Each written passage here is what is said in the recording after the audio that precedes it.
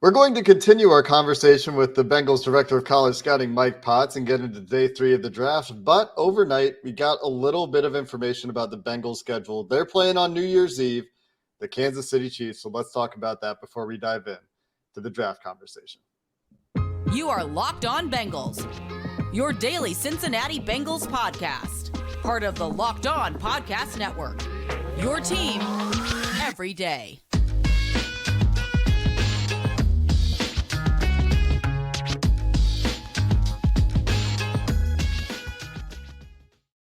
The Cincinnati mayor is talking about Kansas City again.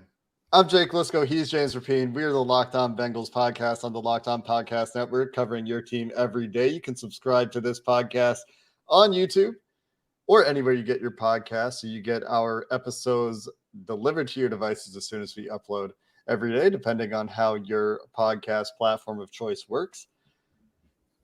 You can join the First Listen Club. Make us your first listen every day with the many other Bengals fans that do the same. And if you want to make sure you don't miss any of our 2-part interviews, for example, with Mike Potts, or sometimes you get Brian Callahan for a couple episodes here or there, well, you want to be an every day or two so you don't miss any of our content. And James, before we dive back in with Mike Potts, let's talk about the one game we know about at 1 p.m. or so Eastern time on Wednesday that's going to be on the Bengals schedule. And that is December 31st, Bengals at Chiefs. I love it. I love that they made it the end of the season, not the beginning. I thought that the hype, the talk about Thursday night and opening night and Chiefs, Bengals, I don't think the NFL really gave that serious consideration. Why? Because you're talking about two of the more sure things in the NFL, and nothing's for certain. But barring health, at the end of the year, guess what? The Chiefs are going to matter and the Bengals are going to matter. And so I like that we're going back to Kansas City in the winter. That part I don't love for me personally, but there's going to be a lot on the line, I think, on New Year's Eve. So it makes a lot of sense. The 4:25 start makes sense to me. And I'm excited for it, Jake. I think it's going to be a fun one. Could, like last year's game against the Bills, have major seeding implications in the AFC? I think that's got to be a big part of the thought here from the NFL, putting these games that are going to have stakes that matter late in the season, where they want teams to be playing their hardest all the way through the regular season, not have everything locked up for playoff seeding and playoff berths and all that stuff. And if you're the Bengals, you're looking at this game late in the year and you're saying, okay, there's our chance to lock up the 1 seed, perhaps. I think that's got to be the attitude you look at this with. I love that the Bengals involved Aftab Pureval, the mayor of Cincinnati, and get that very straight man delivery. The Cincinnati Bengals are playing the Kansas City Chiefs in Week 17, and that's all I have to say about that. That's a nice – using Orlando Brown, and that was clever. Like the Cincinnati Bengals approach there.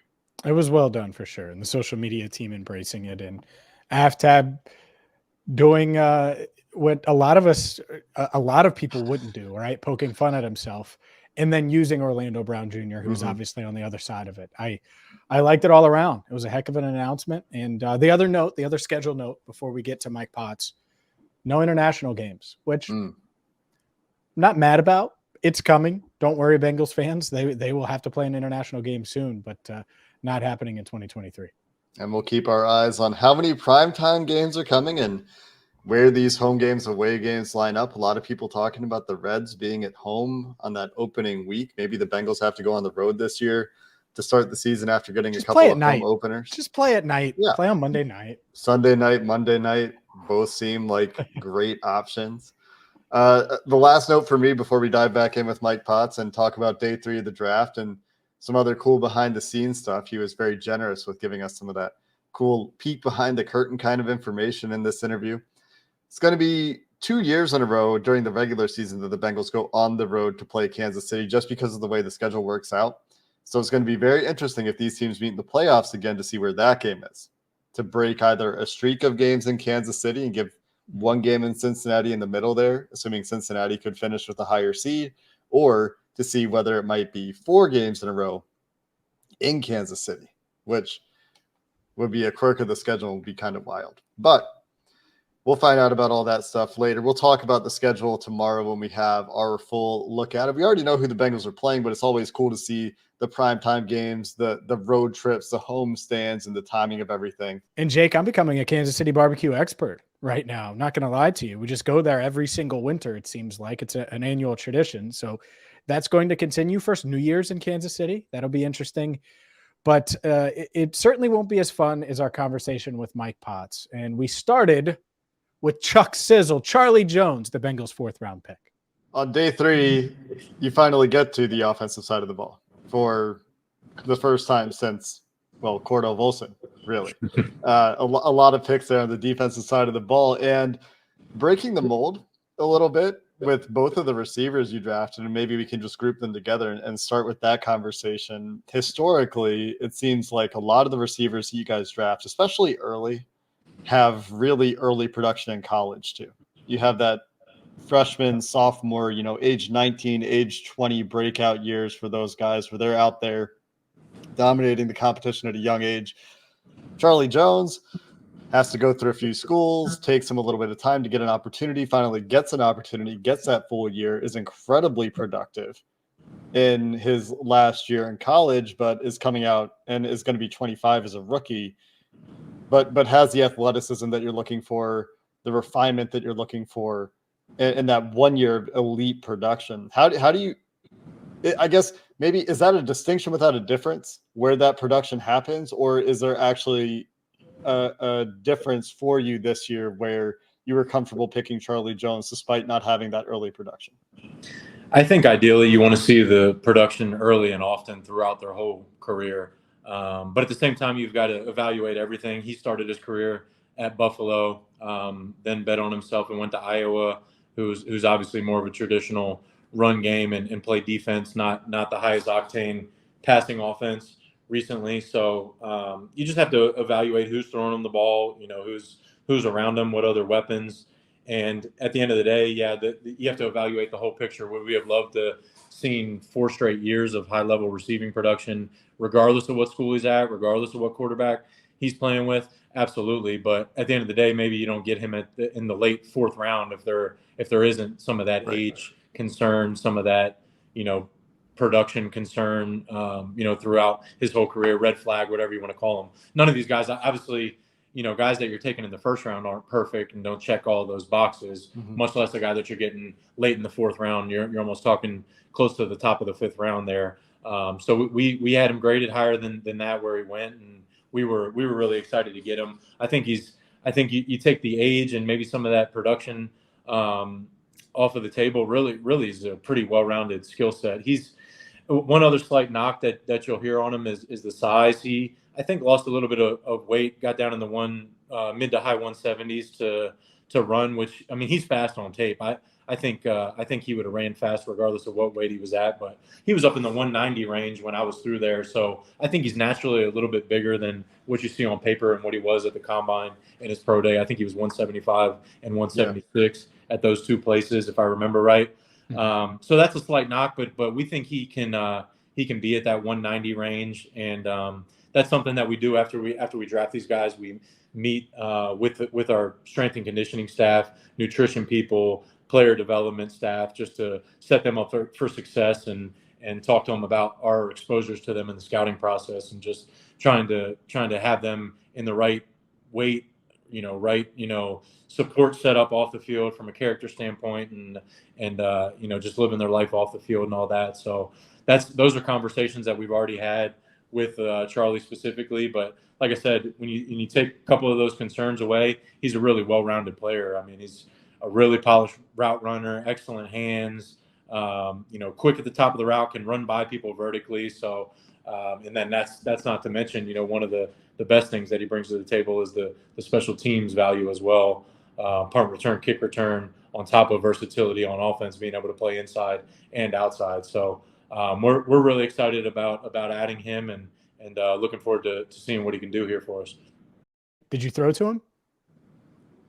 Did I throw to him? Yeah, did you? I'm sure you would have loved to throw to him 15 years ago. But I wish. Yeah. Did you throw to him? Yeah, I mean, he's been in college a long time, but not quite as old.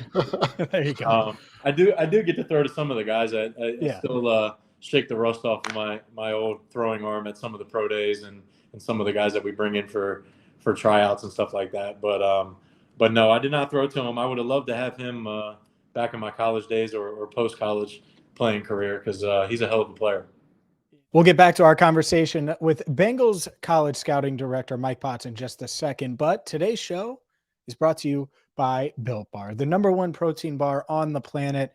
We've talked with Mike about Charlie Jones, about DJ Turner, two guys that at least some scouts believe need to put on a little weight. Well, whether you're trying to add muscle and put on good weight like those guys, or maybe you just want to get in better shape, Built Bar is the protein bar for you because you're getting a ton of protein plus low sugar, low calories. It's going to fit the macros regardless of what diet you're on, what plan you're on, what meal plan you are using right now to get in better shape. And the best part, they taste amazing. They're covered in 100% dark chocolate. So check them out today at built.com. They have so many different flavors, something that you're certainly going to love. Built.com, or you can check them out at Sam's Club or Walmart in person. So get your hands on the #1 protein bar on the planet, Built Bar, at built.com. Age is going to be brought up with him. And like Jake said, heck, Cordell last year does that have to be adjusted a little bit, Mike? Just because I look at things, and obviously you have the COVID stuff, and that's going to impact guys. You have just older classes. But now I look at the NIL factor as well.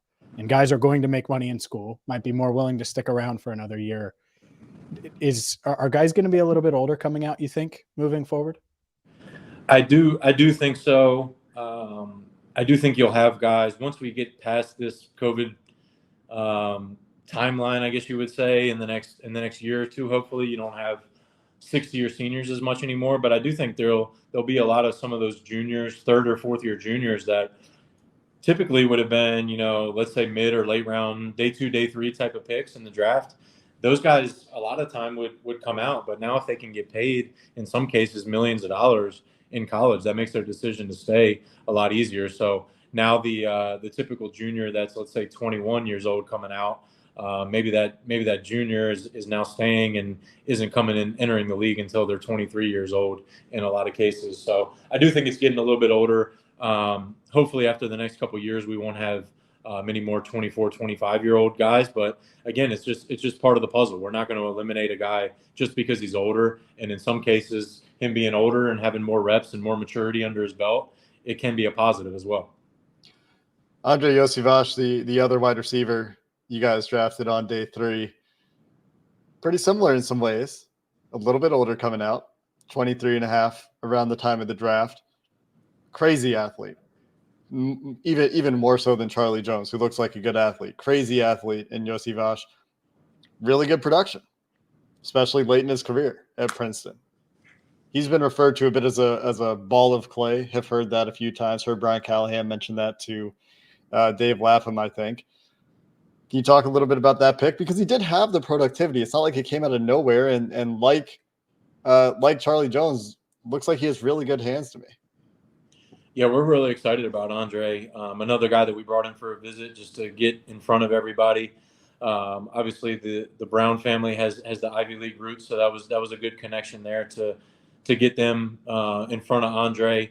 But we think the upside's through the roof. Similar to some of the other guys that we've talked about. I think we've got an excellent wide receiver coach in Troy Walters, who's done a great job developing not only our high-end guys who are some of the best in the league, but also our backup receivers. So Andrei has every trait you could ask for physically, and then he's been doing track stuff and the heptathlon stuff for different seasons of the year. So him committed to football year round, which he will be now. Having school off of his plate and an NFL coaching staff and nutrition strength staff, all of that stuff, stepping up a level in competition. We're just extremely excited for where he could be because, like you said, I mean, there's not many weaknesses he has athletically, and on top of that, he's 6'3", 205, and he's strong too. He's not just an explosive, quick athlete with good size and good hands. I mean, I think he benched 19 reps 225 on the bench press on top of that. So when you look at his athletic, his physical, just overall profile, there's not a whole lot of weakness there. And then, like you said, he was productive as well. So it'll be a great room to get him in with, in my opinion, the best 3 receivers in the league, and then also learning under Troy's tutelage there in the receiver room. I don't think you could ask for a better spot to drop him in, and hopefully, he was the best player on his team and probably most teams he was playing against there at Princeton. So hasn't been exposed to a ton of special team stuff, but we'll get him with Darren, obviously a great special teams coach. And, we'll work him there, and he's got every tool to be good on special teams. Just is going to need some reps at that aspect of his game. But again, upside's through the roof, and couldn't be more excited to see where he's going to be from OTAs, and then where he takes on or where he takes off to, and where he's at by the end of training camp. And then another guy, it's exciting where he could be years 2, 3, 4 down the road. It was a weird draft of runs, and I guess every draft has runs on positions, and that's normal. But I think it was weird at running back specifically. And obviously you have Bijan. I don't think anyone really expected him to make it to 28. Jahmyr Gibbs, I was in favor if he fell. I don't think anybody had him going 12th besides Detroit. But looking down the board a bit, there's that in between the second and third round, your second and third picks, there's another run on running backs. And so you wait until day 3. And then you get a guy in Chase Brown, who to me is as good of a runner as some of those other guys that went 50, 60 picks higher. What do you like about his game? Do you agree with that assessment? And do you think age, workload were things that maybe turned some teams off and caused them to fall a little bit? Yeah, I agree 100%. I mean, he's a guy that we saw, again, it sounds redundant with some of these guys, but if we were projecting going into the draft and you told us we're getting him at the bottom of the 5th round, we would have signed up for that, right away before the draft even started. So we were surprised that he was there. It could have been some of the age and workload. Obviously, he ran for over 1,600 yards this year, ton of carries. I think he was touching the ball close to 30 times a game between carries and receptions. So there's a lot of workload there, but again, knock on wood, we do all these medical evals on the guy on all of these prospects, and he checked out great in terms of a very, very healthy and very durable career there at Illinois. So despite that workload, he's found a way to be pretty clean there injury wise, and we hope that obviously stays the same here in the pros. It's tough to say why he was there. Again, like you said, there was a run on running backs there earlier in the top 3 rounds. So maybe some teams addressed that position, or maybe some teams went into the draft not necessarily with running back high on their priorities in terms of needs. So we were glad that he fell there, and we're excited to work with him, let him develop. Wasn't necessarily asked to be involved too much in the pass game. I think he had about 27 receptions this past year, so better than some, but not a guy that was out in the route a ton, and also not asked to pass protect a ton for them. But in terms of his makeup, unbelievably high character, high intelligence, and very tough kid. So we think he's got a lot of upside to develop there in the pass game, both as a protector and as a receiver. And then I think everybody knows it's pretty proven his track record as a ball carrier. So we're really excited about him. Another freak athlete in terms of the testing numbers and all that. Mm-hmm. And I think you see that on tape as well. Really quick, want to hit on the specialist, Brad Robbins, who I assume you drafted for his ability to place punts with precision. And before he got hurt, I mean, in his most recent year, his average yards per punt also great, near the top of the leaderboard 2 straight years in terms of hang time. A lot of things you really like as a punter, but in your specialist room with some of the guys you've had there's a little bit of a history of elite facial hair. And so did that mustache picture play into it with Brad Robbins? Is that an important factor there with the punter pick? It didn't hurt. It didn't hurt at all. That's pretty impressive. What about Colby Sorsel? Any excitement for you there? I wanted to ask about the William & Mary guy. Not every year you get a guy from William & Mary getting drafted. Was that kind of cool for you watching a guy from your alma mater getting picked this year?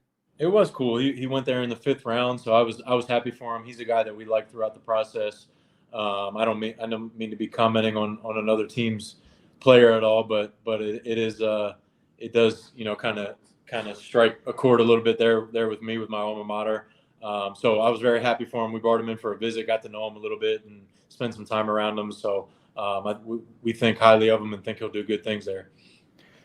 I think last thing for me, and I appreciate the time, Mike, is it hard? And we kind of talked about this a little bit with sticking to the board, but I'm not sure there was really anyone listening that had you guys not taking a tight end at some point or not taking an offensive lineman at some point. And obviously tight end was higher. We did some mocks, and of course everyone does mocks where there was no offensive lineman in the draft. That's sort of realistic, but I think tight end, everyone just assumed that was going to happen.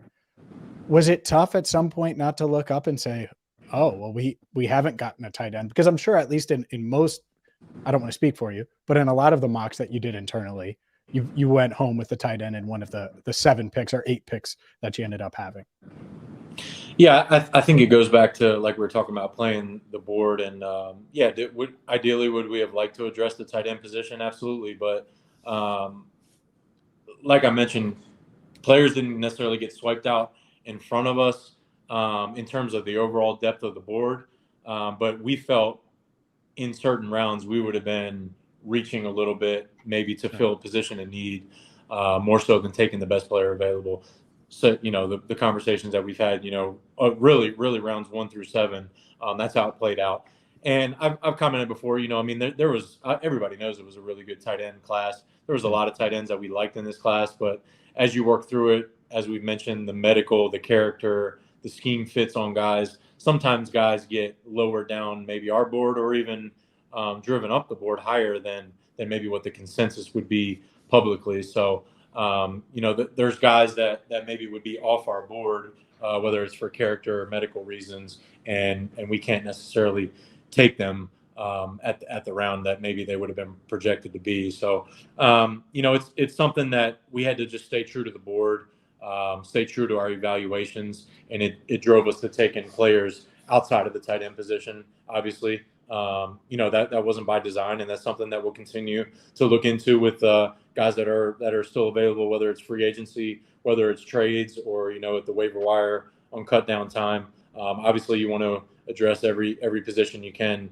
in the draft if possible. But when you end up with 8 picks, you know, those are what we ended up with. Maybe, like I said, maybe if we added another pick or 2, it would have been easier to add a tight end, and it would have fit in differently. But that's just kind of, you know, playing the strengths of the board in the different rounds and at each position. That's just the way it worked out. And you know, if we could do it over again, we wouldn't do it any differently, because we think we took the best player for us in each of those 8 selections.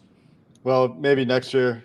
Looks like you might have a couple of extra picks with the compensatory projections that are available to us. And we appreciate the time. Like James said, Mike, it's always great insight. Love talking with you after the draft to hear a little bit about what's going on, what some of the process is, and what some of the big lessons and takeaways are on some of those players. So hopefully, you know, before you're spending too much time getting into that watch list for next year, getting started on the board for next year, you get to take a break here a little bit this summer, and we really appreciate all the insight.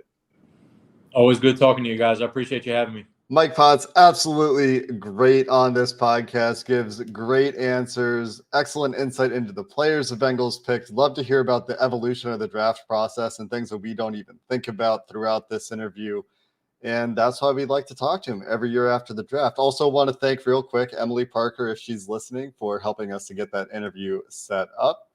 And tomorrow, James, we've got the schedule, and we get to dive into all of the ins and outs of the Bengals 2023 schedule, where they're going to be going, when they're going to be going there, all those primetime games. So we'll get into that on tomorrow's show to finish up the week. Until next time, Bengals fans, thanks for listening to this episode of the Locked On Bengals podcast.